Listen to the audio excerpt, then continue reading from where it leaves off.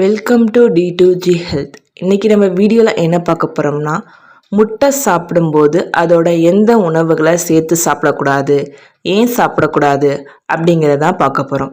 வீடியோக்குள்ளே பார்த்து முடியல, நம்ம சேனலை மறக்காமல் லைக் பண்ணுங்கள், சப்ஸ்கிரைப் பண்ணுங்கள் அண்ட் கமெண்ட் பண்ணுங்கள். பொதுவாகவே நம்ம சாப்பிடும் உணவு நம்முடைய உடலுக்கு நன்மை தரக்கூடியதாக மட்டுமே இருக்கணும் அப்படின்னு நினைப்போம். ஆனால் அப்படி நாம் சாப்பிடும் உணவு அனைத்தும் முழு நன்மையினை அளிக்கிறது இல்லை. அதனால் எந்த உணவையும் நம்ம சாப்பிடும்போது அளவோடு தான் சாப்பிடணும். அந்த வகையில் முட்டையில் எண்ணற்ற சத்துகள் இருப்பது நம்ம எல்லாருக்குமே தெரியும்.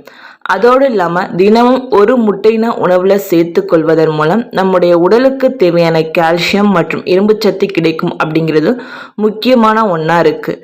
என்னதான் முட்டை நிறைய வகையான சத்துக்களை அளித்தாலும் கூட முட்டை சாப்பிடும்போது நம்ம சில உணவுகளை மறந்தும் கூட சேர்த்து சாப்பிடக்கூடாது. அப்படி நாம் சேர்த்து சாப்பிடக்கூடாத உணவுகள் என்னென்ன அப்படின்னு தெரிஞ்சுக்கலாம் வாங்க. அதுக்கு முன்னாடி முட்டையில் என்னென்ன சத்துக்கள் அப்படி இருக்குன்னு பார்த்தோம்னா, vitamin A, vitamin B6, vitamin B12, vitamin D, vitamin E, vitamin K, magnesium, potassium, zinc, protein, sulphur, sodium போன்ற எண்ணற்ற சத்துக்களை இந்த முட்டை தன்னால் அடக்கி வச்சிருக்கு. என்னதான் முட்டை நிறைய வகையான சத்துக்களை அளித்தாலும் கூட முட்டை சாப்பிடும்போது நம்ம சில உணவுகளை மறந்தும் சேர்த்து சாப்பிடக்கூடாது. அப்படி நம்ம சேர்த்து சாப்பிடக்கூடாத உணவுகள் என்னென்ன அப்படின்னா தெரிஞ்சுக்கலாம் வாங்க.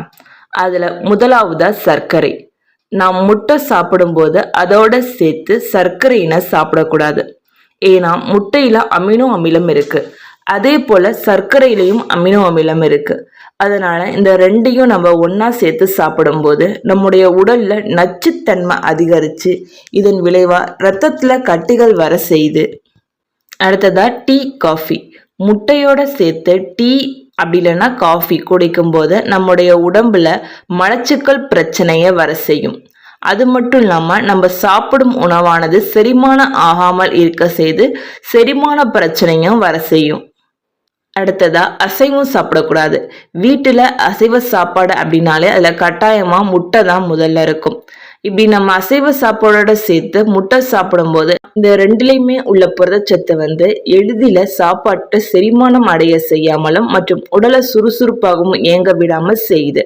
அதனால அசைவ உணவு சாப்பிடும்போது முட்டை சாப்பிட்றத தவிர்த்துக்கிறது நல்லது. அடுத்ததா சோயாப்பால். சோயா பாலில் மோனோசாச்சுரேட் மற்றும் பாலிசாச்சுரேட் என்ற கொழுப்பு அமிலங்கள் காணப்படுது. அதனால் முட்டையோடு சேர்த்து இந்த சோயா பாலை குடிக்கும்போது நம்முடைய உடலில் உள்ள புரதச்சத்தை உறிஞ்சுவதில் சிக்கல்களை ஏற்படுத்தும். அடுத்ததாக வாழைப்பழம்.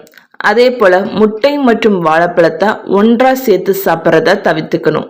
ஏன்னா இந்த ரெண்டையும் நம்ம ஒன்றா சாப்பிடும்போது நம் உடலுக்கு பக்க விளைவுகளை ஏற்படுத்தும் வாய்ப்பு அதிகமாக இருக்குது. அடுத்ததாக மீன். முட்டை மற்றும் மீனை ஒன்றா சேர்த்து சாப்பிடக்கூடாது. ஒன்று பின்னாடி இன்னொன்னையும் சாப்பிடக்கூடாது. மீறி சாப்பிட்டா தோல் வெடிப்புகள் ஏற்பட்டுவிடும். இது புரத ஒவ்வாமையும் ஏற்படுத்தும். அடுத்ததாக பன்னீர். பன்னீர், முட்டை இது ரெண்டையும் கலந்து ஏதாவது ஸ்பெஷல் ரெசிபி போல் செஞ்சு எல்லோரும் சாப்பிட்றாங்க. பன்னீர், முட்டை இது ரெண்டுமே கலந்த கலவை ஆரோக்கியமானது அல்ல. இது ரெண்டுத்துலேயுமே சேர்த்தோம்னா செரிமான அமைப்பையே சேதப்படுத்திடும். அடுத்ததாக எலுமிச்சை. முட்டை சமைக்கும் சமயத்தில் சிலர் எலுமிச்சை பழத்தை சேர்ப்பாங்க. முட்டையில் இருக்கும் கொழுப்பு, எண்ணெய் மற்றும் எலுமிச்சை இது ரெண்டும் சேரும்போது உண்டாகும் எதிர்வினை உடல் நலத்திற்கு கேடு விளைவிக்கக்கூடும். யாரெல்லாம் முட்டை சாப்பிடலாம் அப்படின்னு பார்த்தோம்னா, பொதுவாக முட்டை அப்படிங்கிறது பெரும்பாலும் அனைவருமே எடுத்துக்கொள்ளக்கூடிய உணவாக தான் இருக்குது. ஆனால் இந்த முட்டையில் உள்ள மஞ்சள் கருவில் 2.8 கிராம் புரோட்டீன் சத்தும் வெள்ளை கருவில் 3.5 கிராம் புரோட்டீனும் இருக்கிறதுனால ஒவ்வொருவரும் அவருடைய உடல்நிலைக்கு ஏற்ற மாதிரி தான் சாப்பிடணும்.